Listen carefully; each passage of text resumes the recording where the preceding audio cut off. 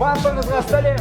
Сәлем достар, Маркет KZ арнасы байланыста. Бүгін біз Алматыда жаңа тұсаукесердеміз. Oppo компаниясы өзінің Oppo Reno сериясындағы смартфондарының тұсаукесерін жасап жатыр.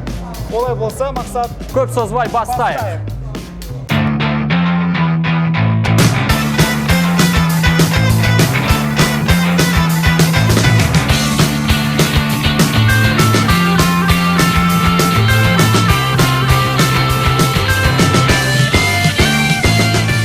Достар, менің қолымда Oppo Reno'ның кішкентай моделі.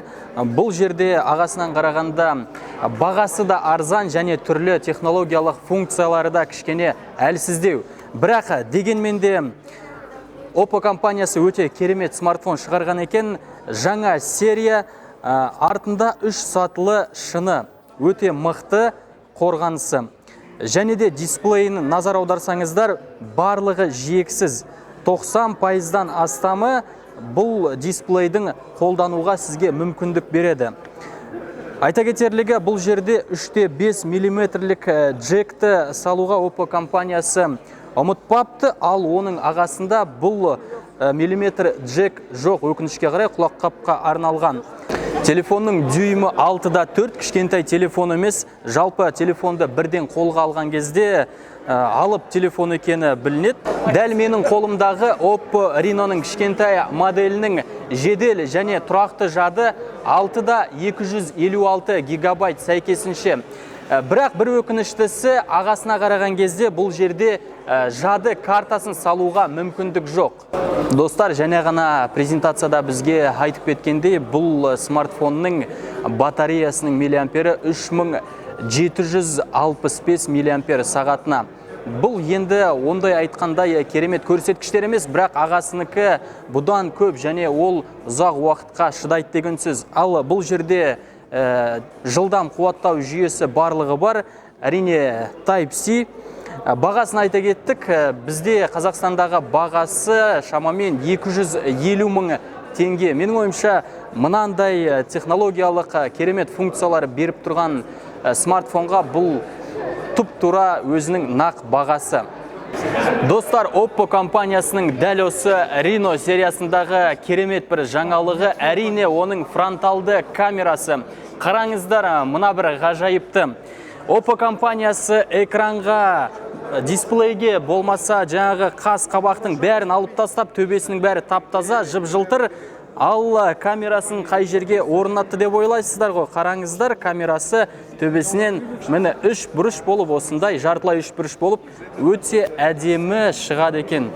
Достар, мен сіздерге тағы бір қызықты көрсетейін. Тұтынушылардың көбі мына камераны ашылған кезде бұлай күшпен жапқылары келеді. Әрине бұл күшпен қатты басқан кезде жабылмайды. Өйткені сондай тұрақтандырғыш технологиясын орнатқан. Бірақ енді қатты, әрине күшпен қатты басып жерсеңіз, ішіне кіріп кетеді.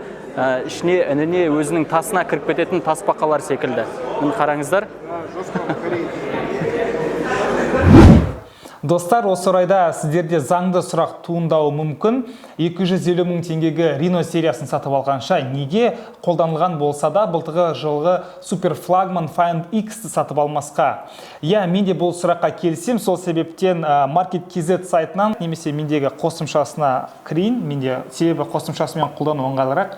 Find X деп алатын болсақ, Market KZ-та бізде Oppo Find X смартфонын 269 мың теңгеге сатып алуға болады екен. Қолданылған әрине. Бірақ та қанша айтқан менде Find X-тің аты Find X, Reno'ға қарағанда 10 мың теңгеге қымбат. Сол себепті өздеріңіз дұрыс шешімін таңдайсыздар деп ойлаймын. Ал енді достар, бүгінгі кештің басты қонағына, басты жұлдызына кезек берейік. Бұл бізде Oppo Reno 10X Zoom смартфоны. Жалпы бұл смартфон өзінің бауырына қарағанда қандай айырмашылықтары бар деген сұрақ туындаса, айырмашылықтар өте көп. Біріншіден, флагмандық процессор Snapdragon 855 қазіргі таңдағы ең мықты процессордардың бірі. Екіншісі, ол мына 3 камерасы, яғни 48 мегапиксельді негізді камера, екіншісі 13 мегапиксельді телевик, ал үшіншісі бізде 8 мегапиксельді кең бұрышты камера. Кең бұрыштығы шамамен 120 градусқа дейін кең бұрышты қамти алады. Тағы да айтатын болсақ, Oppo Reno 10X Zoom смартфонның дисплейі өзінің бауырына қарағанда үлкенірек, яғни 6,6 дюйм. айырмашылықтарына келетін болсақ, мына қуаты, яғни батарейкасы 4065 миллиампер сағатты. Ары қарай жалғастырайық. Бұл смартфон өзінің бауырына қарағанда бағасы жағынан да басқаша, яғни қымбатырақ. Бізде сатылымға бір айдан кейін түсетін болады, ал Oppo Reno қарапайым нұсқасын сіз ертең барып кез-келген дүкеннен сатып аласыздар. Жалпы Oppo компаниясы қаншама жылдар бойы осы камерасын қай жерге тығарын білмей жүрген сияқты. Мысалы, өзіміз білетін Oppo Find X бізде слайдер болды. Одан кейінгі смартфондары камерасы, алдының камерасы артқысының үстінен тік төртбұрыш болып шығатын еді. Ал осы жолы ерекше қылып, Oppo Reno сериясы смартфондардың камерасы акуланың желбезектері сияқты мынандай болып камерасыны корпустың үстінен былай шығады екен. Кейбіреуі бұны акуланың желбезегі дейді, ал кейбіреуі швейцар пышағы сияқты шығады деп айтады. Сол себептен шығар, мысалы, бұл смартфондардың тұсаукесері, әлемдік тұсаукесері Швейцария мемлекетінің Цюрих қаласында болған болатын. Oppo Reno смартфондарының ерекшелігі ойнаған кездегі өнімділіктің мықтылығы, яғни ол бізде Touch Boost, Hyper Boost және де Frame Boost деген сияқты жаңа технологиялардың көмегімен бұл смартфонмен ойын ойнау 2 есе жақсырақ және де ыңғайлырақ деп айтқан болатын. Бірақ та біз бұны қазір толыққанды айта алмаймыз, себебі тексеріске алып және де бұл смартфонмен ойындар ойнап көргеннен кейін ғана нақты ақпаратты жеткіземіз. Сондықтан да алдағы уақытта бұл смартфонға толық шолуды көріңіздер. Биылғы жылғы трендтердің бірі мына камераның зумы, яғни жақындатқышы. Біз алдында Huawei-ға обзор, яғни шолу жасаған кезде 10 еселік гибридтік, 5 еселік оптикалық және де 50 еселік цифрлық жақындатқышы жайлы айтқан болатынбыз. Oppo компаниясы Huawei-дан қалаймын ба деп камерасының бірінші бізде қарапайым камера, екіншісі 2 еселік жақындатқышы, 6 еселік мен шатаспасам оптикалық жақындатқышы, одан кейінгі бізде 10 еселік гибридтік жақындатқыш. Бұл жақындатқышты бағана компания өкілдері Huawei-дан қарағанда жақсырақ жасалған деп айтқан болатын. Менің ойымша кішкене жақсырақ, бірақ та сапасы жағынан шумдар, яғни шулаулар, бұлдырлаулар байқалады. Жалпы мақсат бүгінгі Oppo Reno смартфондар жайлы қандай ойда қалды негізі? Смартфон жақсы жасалған екен, әсіресе мына фронталды камерасы маған өте қатты ұнап қалды. Жалпы қараш, Oppo компаниясы эксперименттен қорықпайды, тәжірибе студент. Қазір көбісі тамшы тәріздес фронталды камераны жасағанға жандары құмар ғой.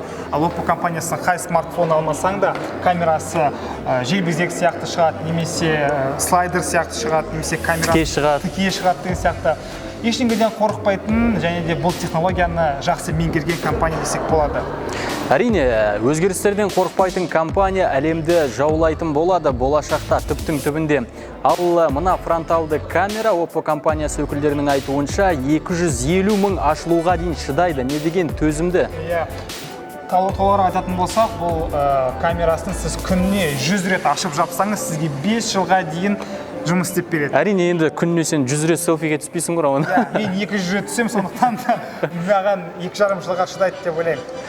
Енді жалпы әсер керемет, ал құрметті достар, бұл смартфонды толық бүге-шүгесіне дейін шолуды біз алдағы уақытта міндетті түрде жасайтын боламыз. Сондықтан каналға жазылыңыздар, тіркеліңіздер, пікір қалдырыңыздар, лайк басыңыздар. Келесі кездескенше.